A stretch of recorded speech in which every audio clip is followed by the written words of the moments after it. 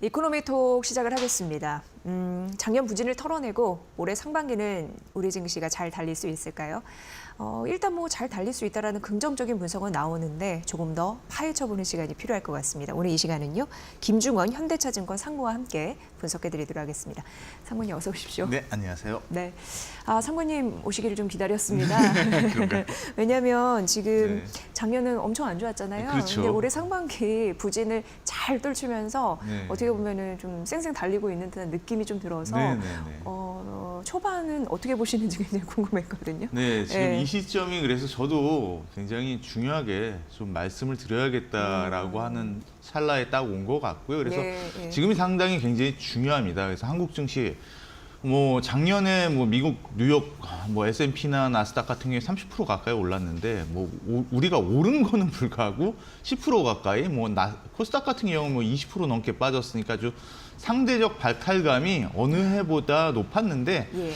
그런 요인에 대해서 그렇게 생각하는 것 같습니다. 정치적 불확실성이 하반기에 워낙 컸고 대통령 탄핵이라는 사태가 터졌고 거기다 트럼프 대통령 취임이라는 것들이 있었는데 어찌됐든 올해 들어서 이제 그 헌재 심판이 지금 진행 중에 있고 트럼프 대통령도 이제 취임했으니까 이제 그와 관련된 불확실성은 다 해소되고 그러다 보니 올해 한국 증시가 그런 불확실성 해소로 글로벌 증시 대비 아웃퍼폼할 수 있지 않냐. 그리고 1월 달에 수익률을 보니 아마 오늘자 정도, 그러니까 어제자 정도 됐으면 거의 1위였을 거라고 생각되고요. 주요국 비교하면 5% 가까이, 어제까지 하면 한 6% 이상 올라서 아마 가장 높은 수익률을 기록하다 보니 올해는 그래도 또 1월 수익률이 연간 수익률에서 중요하다고 하는데 기대해 볼 수 있지 않을까라고 생각할 수 있어서 오늘 좀 중요하다라고 생각했고요. 네. 사실 제가 앞서 말씀드렸던 정치적 불확실성, 트럼프 대통령 탄핵 이런 것들은 그냥 핑계 불가다라고 좀 보고 있고요. 우리 증시가 부진한 이유는 실적 사이클 자체가 하락 사이클에 진입했다. 그 부분이다라고 볼 수 있을 것 같습니다. 그래서 코스피 12개월 이렇게 EPS 실적 사이클 추이가 나오는데 이게 2017년부터 보면 낙타 봉오리 같이 저렇게 세 번째를 이렇게 만들고 있는 게 보입니다. 그래서 네. 사실 저게 저점부터 고점까지가 15개월에서 23개월, 그리고 고점에서 저점까지가 20개월이 가는데 이게 반도체 비중이 워낙 우리 실적에서 커졌기 때문에 저렇게 뚜렷한 사이클을 반도체와 같이 그리고 있는 거고요. 문제는 저 고점, 이제 마지막 동그라미가 이제 꺾여져 있는 저 부분이 작년 9월 초에 나왔고요. 이제 이게 20개월을 갑니다. 그러면 저점까지 언제냐라면 20개월이 맞다라면 과거처럼 2026년 3월까지라고 볼 수 있을 거고, 문제는 그럼 저렇게 실적 하락기 동안 주가는 어쨌냐라고 보면 첫 사이클 2016년부터 2021년까지 사이클 때 보면 실적 피크아웃 된 다음에 주가가 무려 24% 빠졌습니다. 그다음에 두 번째 사이클 2020년부터 22년까지 사이클을 보면 그때는 30% 가까이 빠졌습니다. 그러면 지금은 얼마 빠졌냐라고 보면 9월 초라고 말씀드렸는데 그때가 2,600 후반 정도였고요. 작년 종가가 2,399로 9% 좀 안 되게 빠졌습니다. 그 얘기는 물론 과거가 똑같이 현재 반영된다라는 건 아닐 수도 있지만 과거에 한 25%에서 30% 빠졌는데 앞으로도 내년 3월까지 실적 사이클이 하락되는데 지금 9%다. 더 많이 빠질 수 있다. 그러니까 중요한 게 지금 작년에 저점이 2,300 한 30, 40 그게 12월 초였는데요. 저점이 올해 다시 깨질 수도 있다라는 거를 대비해야 된답니다. 이게 중요한 포인트예요. 지금 이제 이미 저점은 확인하지 않았냐라고 투자자들이 갈 수가 있는데 그 생각 자체를 변해야 되고요. 실제로 올해와 똑같은 증시를 2019년에 사실 겪었고요. 그때도 실적 사이클 하향이었죠. 그때 말씀드린 대로 이제 16년부터 20년까지 가는 사이클 중간에 있었는데 2019년 때가 어땠냐면 1월 달에 무려 코스피가 10% 올랐어요. 그래서 글로벌 수익률 1등이었는데 문제는 2월부터 11월까지 그냥 죽을 썼습니다, 사실. 그러다가 12월 한 달에 한 7% 정도 올라서 이제 결국 연간으로 한 6, 7% 오르고 끝났는데, 그러니까 저점을 그러니까 저점이 그 당시 깨졌었거든요. 실제로 보면 2019년 8월에 다시 저점을 만들었는데 올해도 뭐 그 정도쯤이 되지 않을까라고 생각하고요. 저점을 한번 깰 수 있다라는 생각을 가지고 대비를 해보고 지금 장세는 1월 좀 반짝한 다음에 당분간 쉬어갈 수 있고 조정이 올 수 있다라는 거에 대해서 대비를 할 필요가 있다. 네, 이 말씀을 드리고 싶었습니다. 네. 네, 이미 뭐 실적 하락 사이클에 진입을 했다라고 말씀하셨고 그런 여파가 앞으로 올해 좀 이어질 가능성이 있다면 올해 내에도 주식시장의 변동성은 좀 클 수 있겠네 이런 네. 생각이 좀 자연스럽게 들고요. 그렇다면 올해도 생각하고 싶지 않지만 네. 작년과 같이 좀 힘든 장이 이어진다면 네네. 투자 스타일을 또 잘 갖고 가야 될 것 네네. 같아요. 어떻게 접근을 해봐야 될까요, 상무님? 예. 그러니까 중요한 게 이렇게 예. 증시가 약세이다 보니 뭐 우리가 주식을 투자해서 뭐 어찌 됐든 노후를 준비하다든지 어떻게 그러니까 소비를 뭐 개선 뭐 이런 것들을 하기 위해서 투자할 돈 벌 방법이 없냐라는 부분에 대해서 좀 비관적으로 생각 들 수도 있지만 사실 작년 시장도 보면은 스타일에 따라서 굉장히 수익률이 달랐습니다. 그러니까 코스피 200, 그러니까 삼성전자가 비중이 높은 코스피와 코스피 200 그리고 코스닥 시장이 상대적으로 굉장히 부진했고요. 코스피 같은 경우에 뭐 10% 가까이 빠지고 코스닥 같은 게 20% 빠졌는데요. 스타일별로 보면은 플러스 수익률을 기록한 스타일들이 있습니다. 고배당 거의 7% 가까이 기록했고 이제 저변동성도 상대적으로 높은 수익률을 기록했고요. 시가총액별로 보면 더 놀라운 거는 이제 순수 대형 가치라고 대형 가치주들이 있는데 그런 경우에 11% 정도 수익률을 기록했습니다. 그래서 우리가 작년 시장을 그냥 코스피 10% 빠졌구나, 남들은 20, 30% 오르는데 그리고 코스닥 20% 빠졌구나, 이런 시장 또 되면 어떻게 우리가 투자를 해서 돈을 벌까라는 거 하는데 스타일을 어떻게 설정하는지에 따라서 뭐 주식시장 뭐 20, 30%는 안 올라도 연 한 10% 이상 오를 수 있다면 나쁘지 않은 거거든요. 그러니까 그렇죠. 스타일을 잘 선택하는 게 올해 중요한데 이제 먼저 결론을 좀 말씀을 드리면 올해는 첫 번째 나포가대 스타일에 관심을 가져라. 그러니까 보통 우리가 52주 신고가냐 52주 신저가냐라고 봤을 때 52주 신고가가 맞는 시장이 있고 52주 신저가가 맞는 시장이 있는데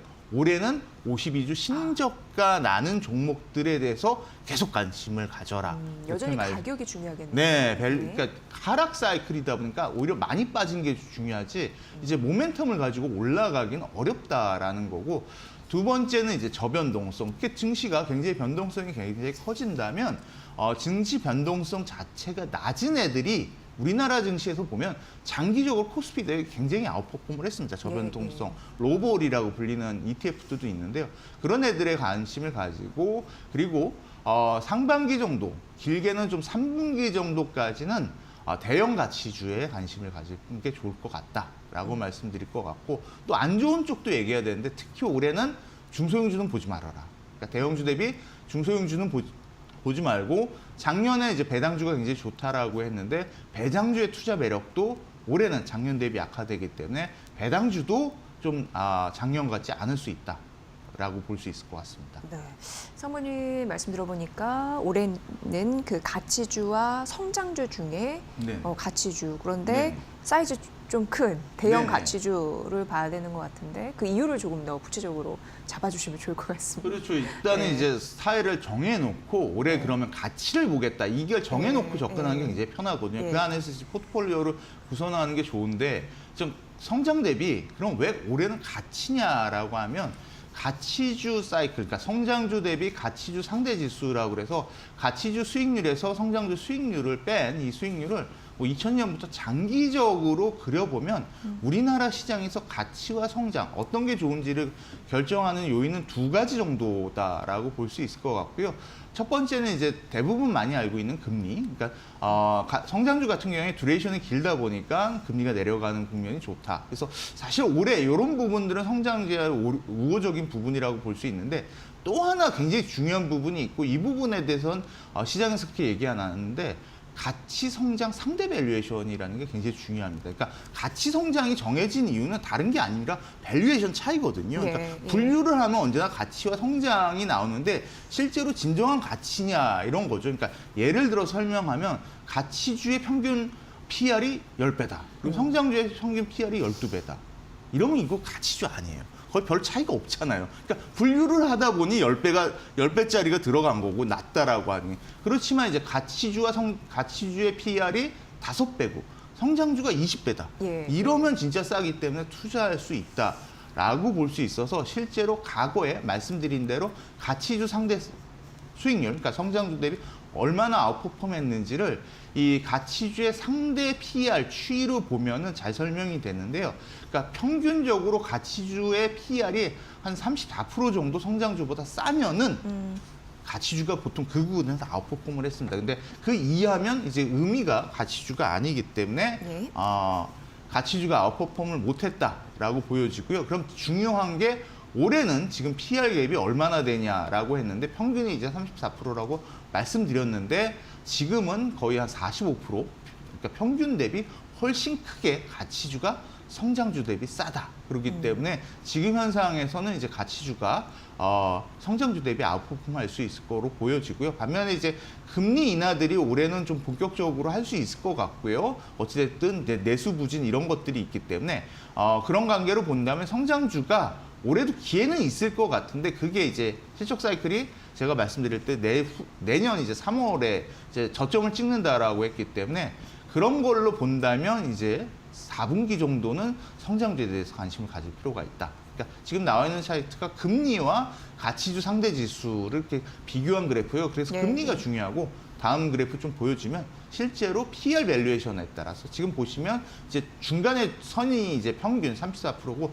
그 이하로 내려가는 구간 회색 선이 그때는 저 파란색 선이 아웃퍼폼하는 이런 모습을 보이죠. 그렇지만 요게 평균 이하로 있을 때는 이제 파란색 선이 조정받는 이런 모습을 보이는데 지금은 평균 이하로 하회하고 있기 때문에 밸류에이션 성가치주의 밸류에이션 매력이 부각이 되기 때문에 가치주 거기다 이제 중소형과 대형 중에 올해 대형이 좋다라고 말씀드렸기 때문에 대형 가치주에 관심을 가질 필요가 있다라고 볼 수 있을 것 같습니다. 네. 근데 상무님, 저희가 이제 사이즈 얘기를 좀 해봐야 되는데 중소형주보다 덩치 큰 대형주를 수익률 네. 측면에서 유리하게 보시는 이유? 그런 부분도 좀 궁금해지는데요. 요것도 같이 네, 성장하고 네. 사실 비슷합니다. 중소형주를 네. 투자하는 이유는 중소형주에는 여러 가지 제약이 있습니다. 펀드 매니저가 종목 선택할 때 시총 제약도 있고 그러다 네. 보니까 중소형주가 불이익을 당하다 보니 중소형주가 쌉니다.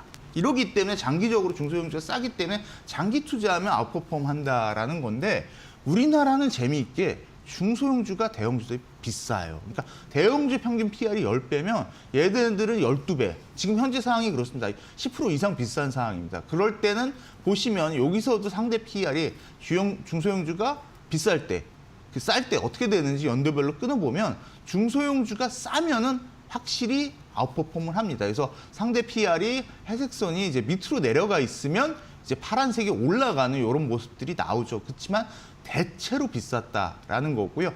다만 이제 최근 2년 정도의 끝에 보시면 이렇게 PR이 아래로 있으면서 중소형주가 아웃퍼폼을 했던 것이 사실인데 이제 그러다 보니까 끝에 보시면 다시 한 13% 정도 비싸졌습니다. 그러다 보니 올해는 대형주보다 중소형주가 비싸기 때문에 좀 대형주에 볼 필요가 있고 두 번째로 보여주는 게 이제 중소형주에는 낙수 효과라는 게 있어서 보통 실적이 개선되고 후행적으로 중소형주의 실적이 좋아지는데 그래서 코스피 EPS, 그러니까 시장 전체의 실적이 개선될 때 중소형주가 상대적 강세를 보시는 것 같이 실적이 EPS가 올라갈 때 중소형주 그 회색선 자체가 같이 따라 올라가는 모습이 보이는데 반대로 실적이 하향 조정된다면 이제 오히려 중소형주가 약세를 기록하는데 제가 올해 시장 실적은 하향 조정될 거다 이런 말씀을 드렸기 때문에 올해는 중소형주 대비 대형주다 이렇게 좀 볼 수 있을 것 같습니다. 네, 상무님께서 정리를 좀 잘 해주시면서 분석을 해주시는데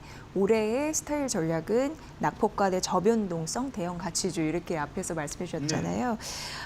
저변동성 스타일 이거 좀 한 번 더 짚어주시고 끝으로 그 유망 종목 있잖아요. 네. 네, 그런 것까지 좀 해주시면 좋을 것 같습니다. 네, 그렇습니다. 예. 왜 저변동성을 지금 봐야 되냐라고 설명을 드리면 이제 저변동성 이제 종목이라는 거는 아예 거래가 안 되면 당연히 주가 수익률이 변동성이 없겠는데 이 로볼 자체라는 거래 대금 상위 60%, 그러니까 거래는 되는데 주가 변동성이 적은 애들을 선정을 했습니다. 근데 시장에는 이제 빅스라는 변동성 지수가 있는데요.